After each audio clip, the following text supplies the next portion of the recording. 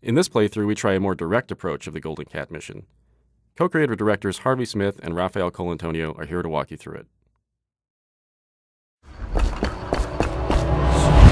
Okay, so this time the player has done a different sequence leading through the streets leading up to the Golden Cat, and it has come in through the rooftops. It's a lot of vertical movement in the game, a lot of mobility. In the previous area, you can get dropped off in the river, and you're here to kill Custis and Morgan Pendleton. And therefore, there are several different ways to enter the Golden Cat area. In this playthrough, we're going to do very brutally.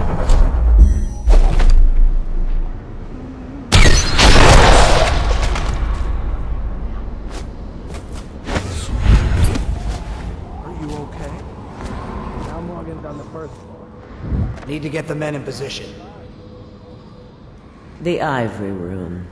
All I can tell you is it's very heavily soundproofed. I'll leave the rest to your imagination. Custis is easier to learn. Some night you just... Why would anyone pay for that? Rats, plague, elixir, bunch of crap. Huh?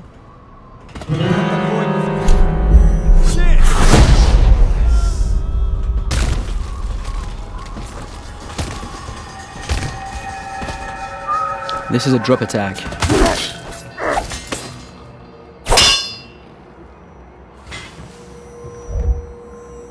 Talk to that nice girl again. The one I told you about. But you're at the Golden Cat, right? Yeah.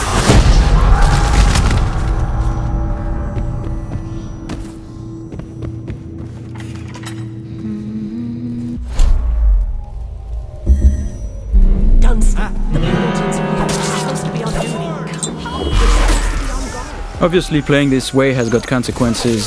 Some of them is that we track the number of death and innocents that the player kill, and this derives the ending, but also derives some of the little story beats all along the game. And besides, playing this way is actually very consuming in terms of resource.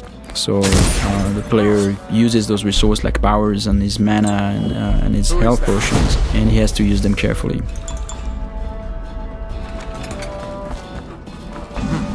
Might be worth checking out.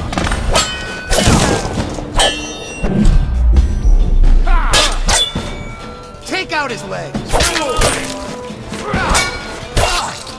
So here the player stopped time just before the guards have fired their pistols, and he's planting a spring razor there. When time resumes, it will kill them both.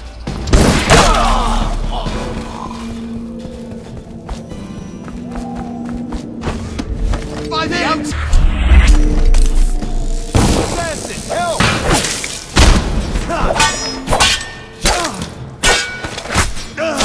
Game's combat with the sword, the melee combat, involves blocking and counterattacks if the blocking is timed correctly.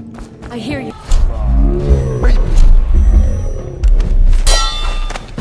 I'm a... I'll have you whipped and put to work in the...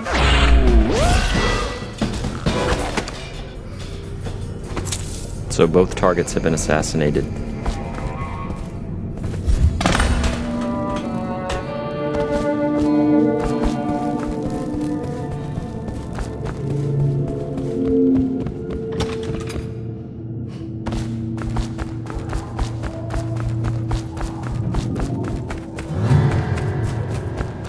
Huh? Someone help me out! Someone get over here! Help! Someone...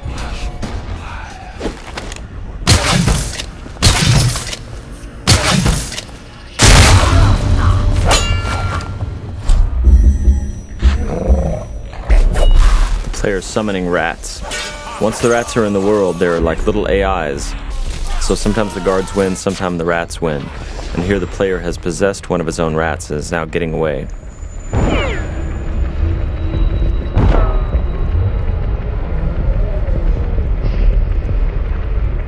And that's the end of the violent, messy playthrough of the Golden Cat.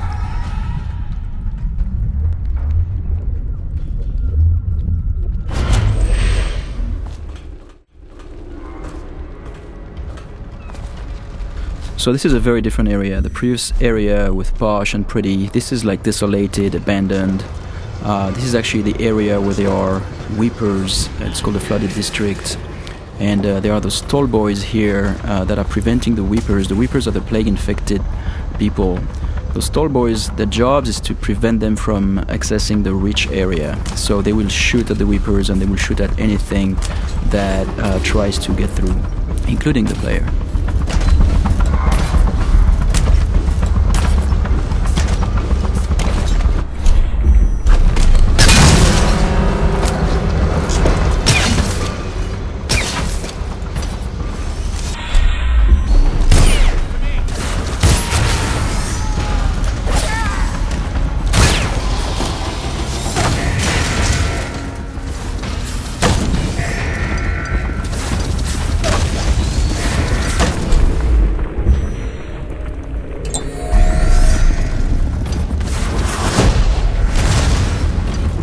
Here we're using wind blast to bounce back the arrows at the tall boys.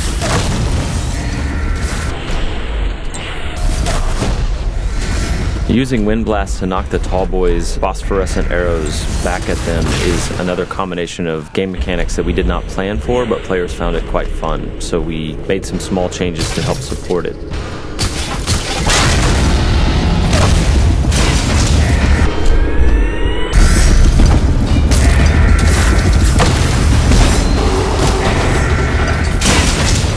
These Stiltwalker guards, the tall boys as they're called, have vulnerable tanks of whale oil on their backs that they use for their incendiary arrows. And so periodically the player is shooting at those tanks, stopping time, trying to get behind them. The shields all around them are actual breakable wooden shields, so they absorb some of the player's shots, but periodically the player breaks one of them off. Here the player just possessed a tall boy and he's going to escape the area through those wall of lights here via tall boy. So the wall of light is a Tesla-like security device that's a powerful electrical field, and the guards at the beginning of their shift are attuned to it so they can walk through it, but the player cannot unless he hacks it.